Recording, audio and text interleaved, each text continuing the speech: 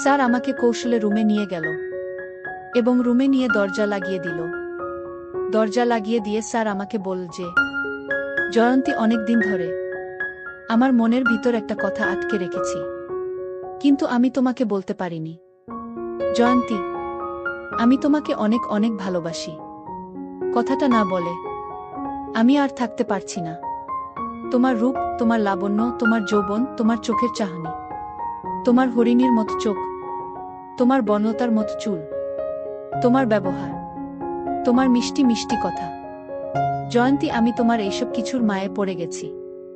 জয়ন্তী, তোমাকে আমি আমার হৃদয়ে, তোমাকে আমি আমার অন্তরে, তোমাকে আমি আমার মনের মণিকোঠায় কিভাবে যে স্থান দিয়ে ফেলেছি আমি তা নিজেও বুঝতে পারিনি।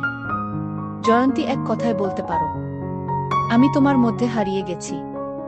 জয়ন্তী, আমি যখন তোমার চোখের দিকে তাকাই তখন আমার কাছে মনে হয় আমি তোমার চোখের ভাঁজে হারিয়ে গেছি। স্যারের মুখ থেকে এই রকম কথা শুনে বন্ধুরা, আমি আর নিজেকে ধরে রাখতে পারলাম না। তারপর আমি স্যারের কথায় হলে, স্যার নির্জন রুমে স্যার মিষ্টি কথা বলে স্যার আমার সাথে এমন কিছু করছিল তাতে আমার দম বন্ধ হয়ে।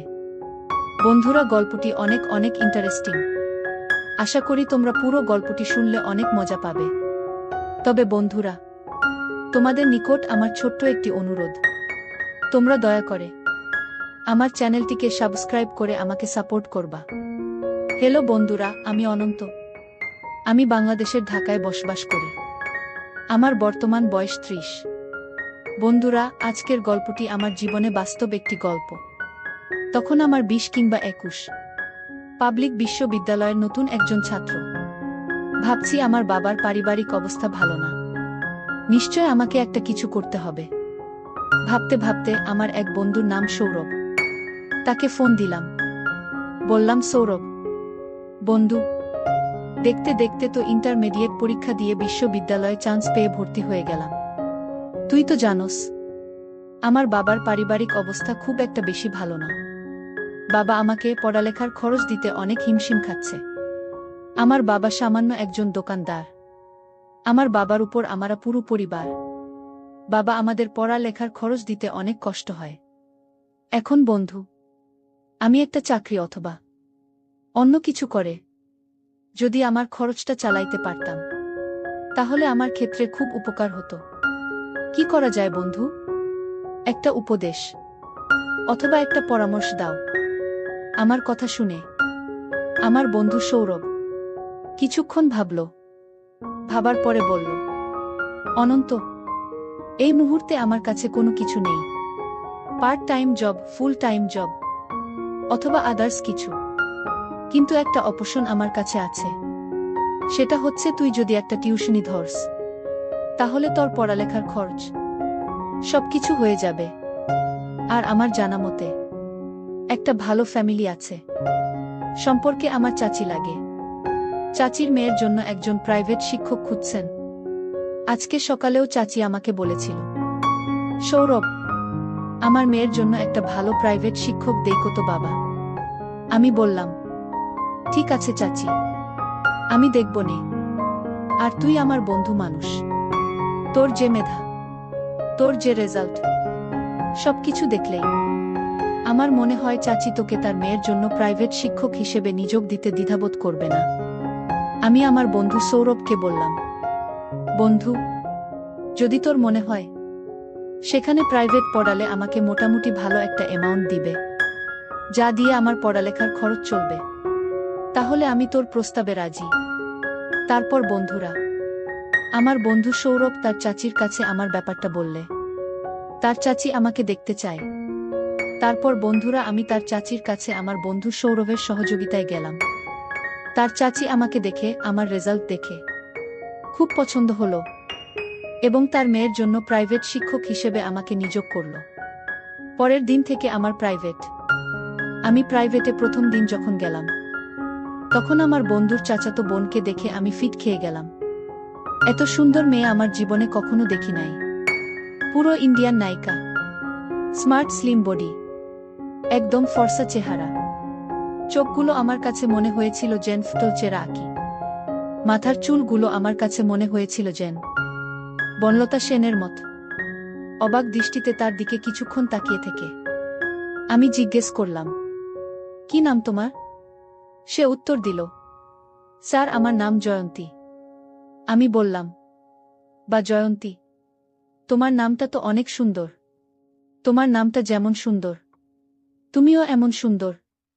জয়ন্তী আমার কথা শুনে একটা মুচকি হাসি বলল, স্যার আপনি অনেক রসিক মানুষ, আপনি অনেক মজার মানুষ। আমি বললাম, জয়ন্তী কিভাবে বুঝলা যে আমি অনেক রসিক মানুষ, আমি অনেক মজার মানুষ? জয়ন্তী বলল, স্যার আমি অষ্টম শ্রেণীর ছাত্রী, আমার বয়স মোটামুটি কম না, তারপরও আমার ভেড়ে ওঠা, আমার বর হয়ে ওঠা, সবকিছুই আধুনিক পরিবারে। আমি বুঝি স্যার একটা মানুষ কিভাবে কথা বললে আমার কাছে মনে হয় সেই মানুষটা রসিক। সেই দিক থেকে স্যার আপনি রসিক মানুষের অন্তর্ভুক্ত। অষ্টম শ্রেণীতে পড়ুয়া একটা ছাত্রীর কথা শুনে আমার মাথা ঘুরে গেল। একটা ছাত্রী এত বিচক্ষণ শক্তি দিয়ে রসিক মানুষ বের করতে পারে, আমার জানা ছিল না। যাই হোক বন্ধুরা, অবশেষে পরিচয় পর্ব শেষ করে আমি আমার ছাত্রী জয়ন্তীকে প্রাইভেট পড়াতে শুরু করলাম। সেদিন ছিল প্রথম দিন। প্রথম দিন থেকেই বুঝতে পেরেছিলাম তার মেধা অত্যন্ত প্রকট, যে কারণেই তাকে প্রাইভেট পড়ানোর আগ্রহ আমার আরও বেড়ে যায়। কারণ মেধাবী ছাত্রছাত্রীদেরকে প্রাইভেট পড়াতে যে কোনো শিক্ষকেরই আগ্রহ অনেক বেশি থাকে। আমার ক্ষেত্রেও সেরকমই হয়েছিল। আর অন্যদিকে আমার ছাত্রী জয়ন্তী অত্যন্ত সুন্দরী, লাবণ্যময়ী এবং কি মিষ্টভাবী ছিল, যার কারণে আমি তার প্রতি প্রথমে কিছুটা দুর্বল হয়ে যায়। আমি জানি যদিও তাকে কোনোদিন পাব না, কারণ তার ফ্যামিলি আর আমার ফ্যামিলি কখনো কোনোদিন ম্যাচ হবে না। এভাবে দেখতে দেখতে আমি তাকে প্রায় 2 থেকে 3 মাস প্রাইভেট পড়ালাম। সেও আমার প্রাইভেট পড়ানোর কৌশল থেকে অনেক খুশি। প্রথমত আমাদের মধ্যে খারাপ কোনো কিছুই ছিল না, কিন্তু দুজন দুজনের প্রতি আস্তে আস্তে কিভাবে যে দুর্বল হয়ে যাচ্ছিলাম তা বুঝতেই পারছিলাম না। সে আমার দিকে পড়ার ফাঁকে ফাঁকে মাঝে মধ্যে কেমন জানি এক অদ্ভুত দৃষ্টিতে তাকিয়ে থাকত। আমিও মাঝে পড়ানোর সময় তার প্রতি অন্যরকম দৃষ্টিতে তাকিয়ে থাকতাম, কিন্তু কেউ কখনো কারো মনের কথা প্রকাশ করতে পারতাম না। এভাবেই চলতে চলতে প্রায় 3 থেকে 4 মাস চলে গেল। 3 থেকে 4 মাস পর একদিন তাকে দেখে আমার চোখ কপালে উঠে গেল, কারণ সে এই দিন তার বাড়িতে কিসের জন্য একটা অনুষ্ঠান ছিল। অনুষ্ঠান উপলক্ষে এমন সুন্দর করে সেজেছিল যেন তাকে আসমানের পরী মনে হয়েছিল। তাকে দেখে আমি কতক্ষণ যে অপলক দৃষ্টিতে তাকিয়ে রয়েছিলাম আমি কখনো অনুভব করতে পারি নাই। শুধু জানি কিসের একটা মুহে আমি যেন তার প্রতিমূর্তির মতো দাঁড়িয়ে রইলাম। আর মনে মনে ভাবলাম, কেন জানি মনে হয় সে আমাকে অনেক ভালোবাসে, কিন্তু আমার সামনে প্রকাশ করতে পারে না। আমিও তো তাকে অনেক ভালোবাসি, কিন্তু আমিও তো তাকে প্রকাশ করতে পারি না। জয়ন্তীকে ভালোবাসি এ কথা প্রকাশ করতে না পারায় মনের মধ্যে কেমন জানি একটা অস্থির অস্থির ভাব চলে আসলো। মনে মনে ভাবলাম, আজকে আমি আমার মনের কথা জয়ন্তীকে কৌশলে বলে দিব, পরে যা হবার হবে। কারণ আমি যদি আমার ভালোবাসার কথা জয়ন্তীকে না বলতে পারি তাহলে আমি তাকে পাবো কি করে? অনুষ্ঠানের মধ্যে বড় মজলিসে হঠাৎ আমি লক্ষ্য করলাম যে জয়ন্তী হেসে হেসে আমার দিকে আসছে। আমার দিকে এসে আমাকে বলল, কেমন আছেন স্যার, কখনো আসলেন? আমি বললাম, এই তো মাত্র এসেছি। তারপর আমি বললাম, জয়ন্তী তোমাদের বাসায় আজকে মনে হয় কোনো একটা অনুষ্ঠান আছে, তো তোমার সাথে আমার কিছু কথা ছিল। যদি তুমি আমাকে আজকে একটু সময় দিতে তাহলে হয়তো আমি আমার কথাগুলো বলতে পারতাম। জয়ন্তী বলল, কোনো সমস্যা নাই স্যার, আপনি বলেন কখন, কোথায় আপনাকে সময় দিতে হবে। আমি বললাম, জয়ন্তী আমার একটা ফ্রি জায়গা লাগবে, যাতে করে তোমার সাথে আমি মন খুলে কথা বলতে পারি। জয়ন্তী বলল, ঠিক আছে স্যার, কোনো সমস্যা নাই, আমাকে কোথায় যেতে হবে সেটা বলুন। আমি বললাম, জয়ন্তী চলো তোমার রুমে যাব। সেখানে আমি তোমাকে আজকে কিছু কথা বলবো, যে কথাগুলো আমার মনের ভিতর শুধু ঘুরপাক খাচ্ছে, তোমাকে বলতে পারছি না। তারপর ভরা মজলিস থেকে স্যার আমাকে কৌশলে আমার রুমে নিয়ে গেল এবং রুমে নিয়ে দরজা লাগিয়ে দিল। দরজা লাগিয়ে দিয়ে স্যার আমাকে বলল যে, জয়ন্তী, অনেক দিন ধরে আমার মনের ভিতর একটা কথা আটকে রেখেছি, কিন্তু আমি তোমাকে বলতে পারিনি। জয়ন্তী, আমি তোমাকে অনেক অনেক ভালোবাসি। কথাটা না বলে আমি আর থাকতে পারছি না।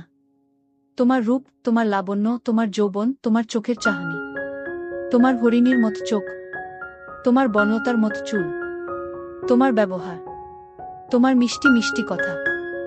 জয়ন্তী, আমি তোমার এইসব কিছুর মায়ে পড়ে গেছি। জয়ন্তী, তোমাকে আমি আমার হৃদয়ে, তোমাকে আমি আমার অন্তরে, তোমাকে আমি আমার মনের মণিকোঠায় কিভাবে যে স্থান দিয়ে ফেলেছি, আমি তা নিজেও বুঝতে পারিনি। জয়ন্তী, এক কথায় বলতে পারো, আমি তোমার মধ্যে হারিয়ে গেছি। জয়ন্তী, আমি যখন তোমার চোখের দিকে তাকাই, তখন আমার কাছে মনে হয় আমি তোমার চোখের ভাঁজে হারিয়ে গেছি। আমি তোমার প্রেমের আগুনে পুড়ে ছাই হয়ে যাচ্ছি।